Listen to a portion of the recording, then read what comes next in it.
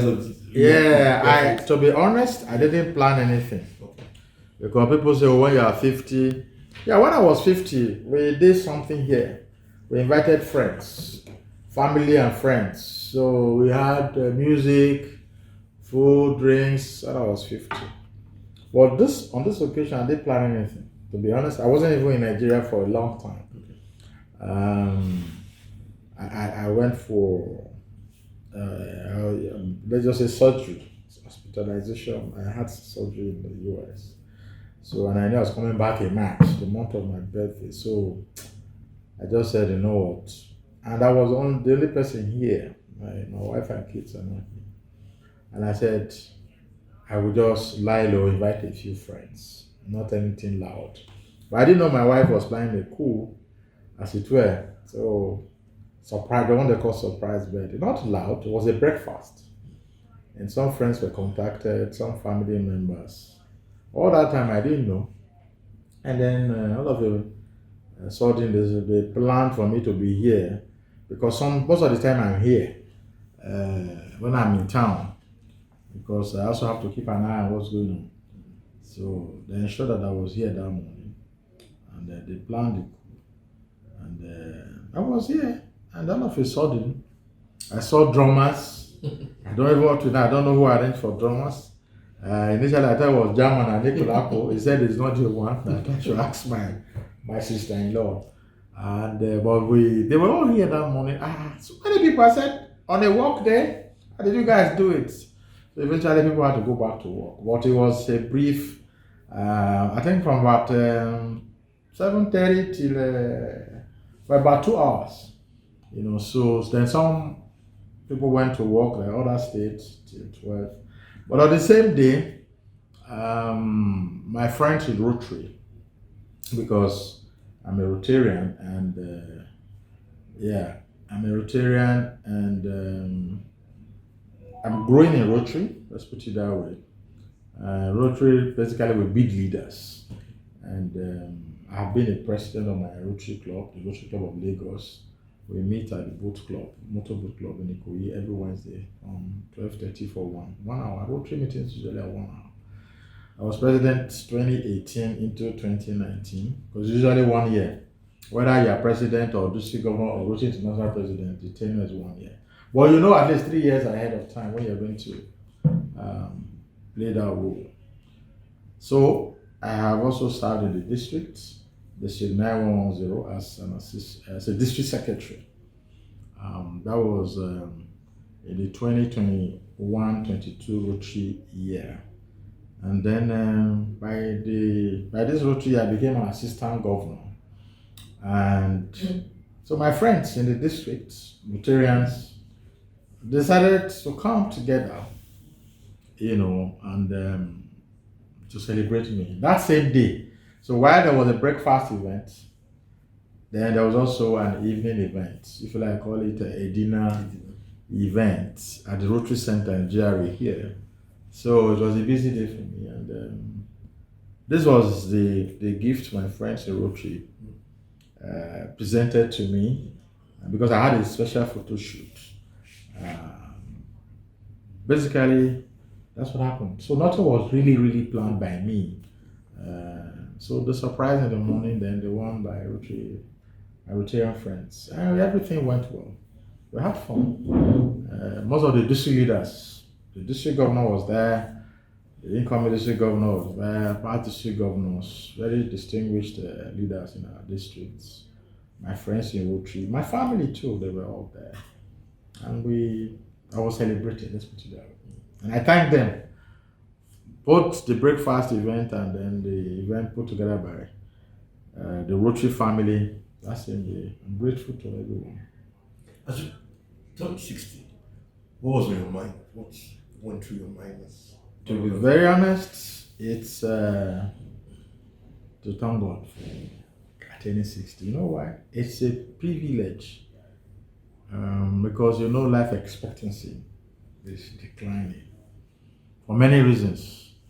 And so, if you get to 60, one will call the sixth floor, the first thing is to say, God, I thank you for keeping me alive. Because a lot of people are dead before even up to 50. So if you take it even in circles of 10 years, we just have to be thankful to God. One is alive to not after what COVID has done to us. The way COVID dealt that devastating blow on our common humanity, threatened us, disrupted our entire the ways we live, the ways we relate, the ways we work. So a lot of people died globally from COVID. Many people we know here in Nigeria too, family, friends, colleagues, associates. So every day we live, we just have to thank God. So what was on my mind was basically Thanksgiving.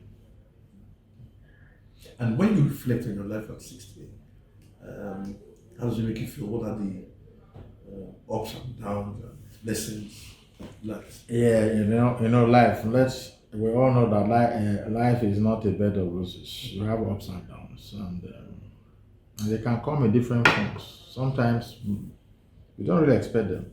So you say the good, the bad, and the ugly, and that's really life story. Whether it is in business, whether it's in family, whether it is your friends, wherever that you have human interaction, you know, it's like it's becoming more and more difficult to plan. There's too much uncertainty. Unlike when I just came to Lagos, life was more orderly. What else is? Yes. I finished the university from the University of Benin in 86, served in Oka. 87, I finished 87. No, I finished 87 in Oka. Then I was in Benin, came back to Benin till 1988 when I came to Lagos, the last quarter. And Sonny Ojagbase was kind enough because I said I love writing. I like the way you write sports, the way you were designing the pages at the Guardian, sports pages. So it was a great inspiration. Oh, the guys at from Concord, Reku, Dele Giwa, and many other writers.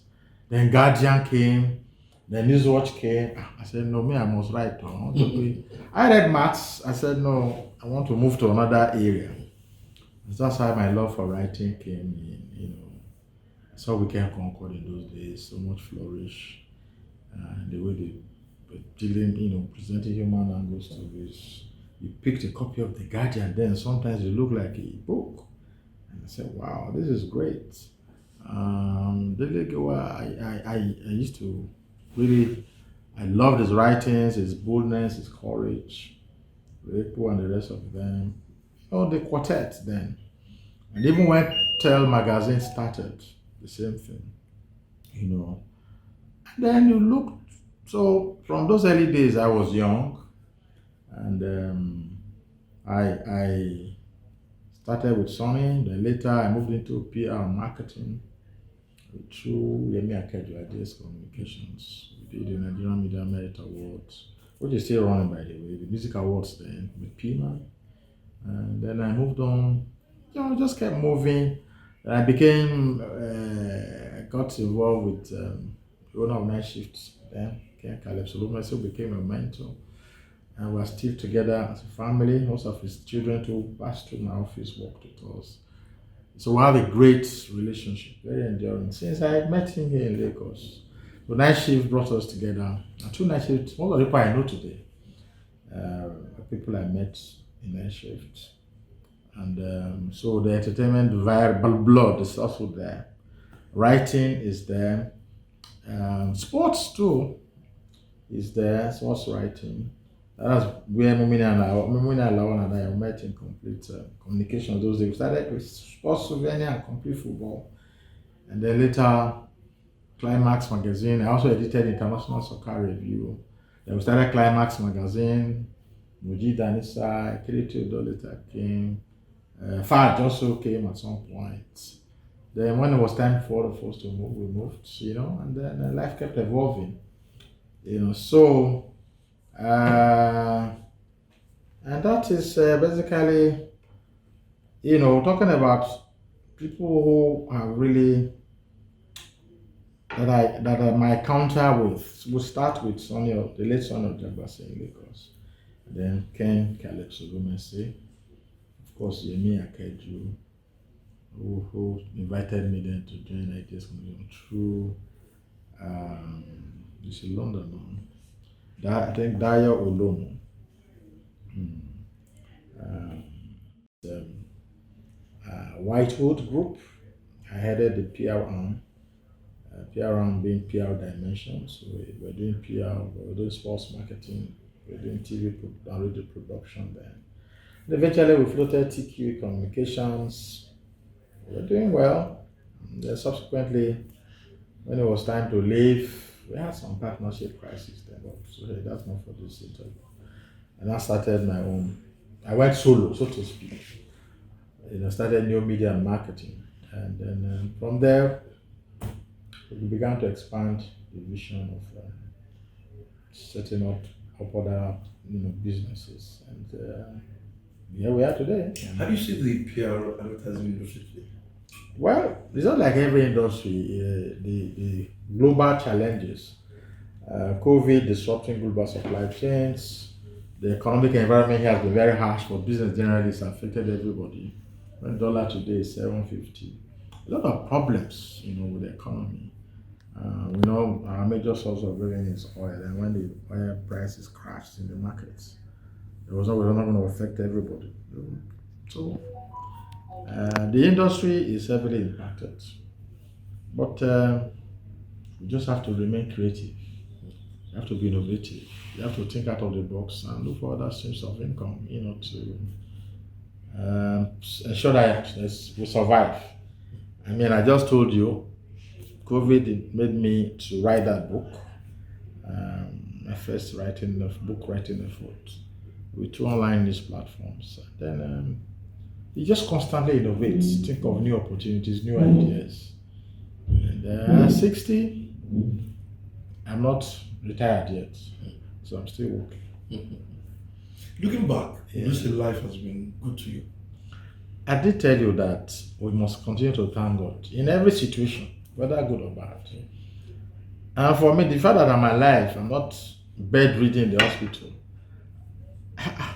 I can talk to you, I can move about. For me, once you have good health, every other thing will be added for you. So, life being good is really relative. The story of the man who had 2 legs, he didn't have shoes. Until he saw the man without legs. He said, God, I won't complain again. I'm grateful. I thought I was the worst human being on earth. Now I'm even better than somebody. I won't complain again. Somebody doesn't have legs. I have legs. I'm complaining I don't have shoes. So that is, in that context, we must be thankful to God in every situation we have found ourselves, because in every situation you are better than somebody and somebody is better than you. Once you need to understand that, there will be unnecessary rivalry, whether in politics or in business. Just take life as you see it, but work hard, be purposeful, and then we must try to live a life for purpose, where you are doing something that will make another person's life better. Just begin to, so that we can leave this world better than we met it. For me, I advocate for a better Nigeria all the time. I'm passionate about a Nigeria that works for everybody. It's the main reason we have this platform. You can see the colors. It's for a Nigeria that works for all of us. So all our media content, and we try to also reach Nigerians in the diaspora deliberately to say, this is the only country we have. East or West, home is the best, still the best. Even if you have a second passport, Nigeria is your country of birth. We must protect the heritage. We must promote our country, the attributes, what we have, our values, the resources, the opportunities. But right now, Nigeria is the largest economy in Africa, the largest black nation in the world. The most populous country in Africa. So we have so many things going for us. Because when I see some people demarketing Nigeria, it doesn't make sense. You might think Nigeria is not going to. You go to some countries, they really know that Nigeria is way, way better. Even the peace that we're enjoying, that you can even come here. We take it for granted. There are some countries now, movement is restricted because there's war, there's crisis. We don't want to get to that point. It can be, and that is why this ethnic profiling thing is very dangerous. We need to stop it. Politicians are doing a lot of damage. But we already have our problems. They shouldn't add to those problems. We'll be thinking of reducing and solving our problems in Nigeria. So I think, let's be grateful every day we sleep and wake up. Because some people, many slept, they never woke up. And we can cite many examples. What sort of a person is Braimah? Because I've always known you to be very obeying, cosmopolitan, easygoing, and all of that. And I'm wondering, I mean, how did you put all of this together? Is it something that you grew up with, or something you decided to cultivate? I'm naturally very humble. I work very hard. That's the truth. I'm a process person, maybe because I studied maths. I like things to be methodical, to be orderly. My children used to tease me those days. When I come to the house, say, Daddy has come again, I'll be arranging everywhere in the house. I want things to be like what they call Braimah proper. So I love order. Things to be very orderly around me. I think I believe that in the humanity that thrives and that will spread happiness and success around me. When you look at achieving a higher purpose in life, because we're not here forever. So anytime you are here, do something. It's the main reason I joined Rotary. And besides Rotary, we still support people as much as we can. Supporting can be just be mentorship. It doesn't even have to be money. When I see what people are doing, they spend their time and money, I find a way to also support. The Tinuelu Entrepreneurship Program, for example. I used to be a mentor there. And you don't get paid, but you're happy to do it. In Rotary, we are volunteers. You are serving. Rotary is about service. In your communities, you do different projects. There's always a need to be met. Whether in our homes, in our communities, in the whole world. There's always, even in ourselves, let's do things that will make the world a better place. So you can do it as an individual, you can do it as a group. You can work with others. So I try to see that when I say I'm passionate about energy that works, for example, now when we employ people, I'm not even part of the interviewing process. I don't want to know where you are from, whether you are a Christian or a Muslim or you are from whether you are Igbo, Hausa, Yoruba, or from Edo State. I'm not interested. First and foremost, I see you as a Nigerian. And if you can do the job better, then there are values that we hold dear. You need to espouse those values. You need to, hold on to those values strongly. So as a leader, you craft a vision, in your organization.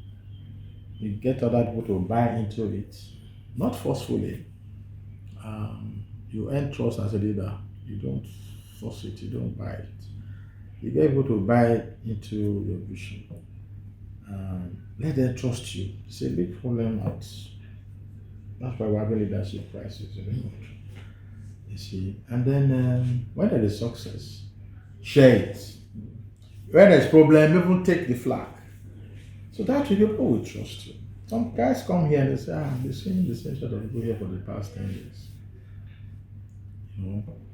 You're the psychology of doing what is right.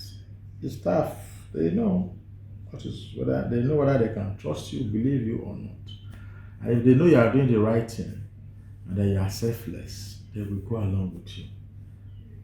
They will defend you, they will protect your clarity and your business. That's just who I am. And what are you would call things that influenced you, that shaped you in that direction?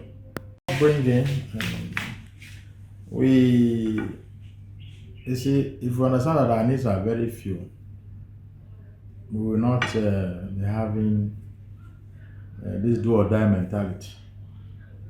So as I said, your humanity is important. Who you are, what you stand for. My value driver is a Muslim of more than 20 years.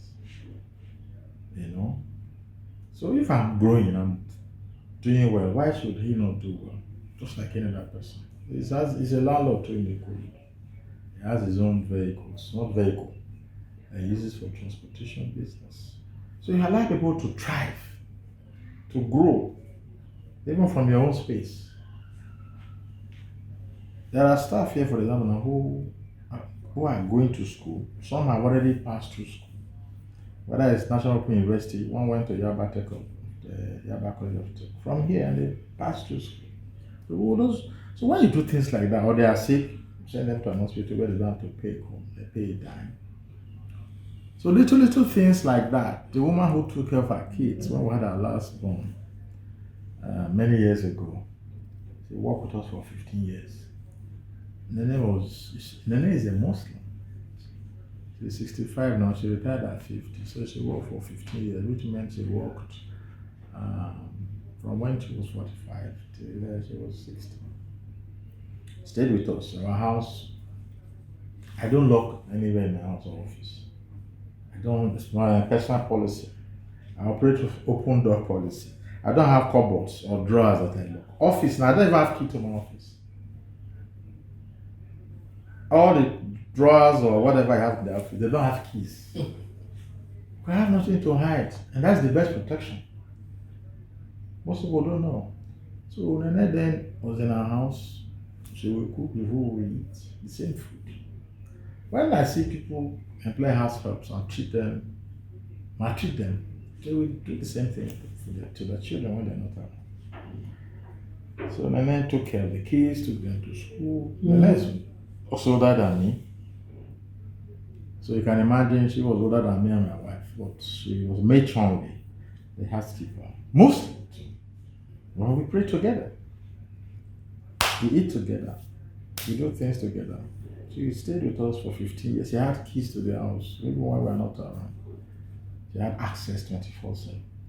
So that's the kind of life I want. A life of where one people can trust you, can believe in you, and then you're able to spread joy and happiness, around you.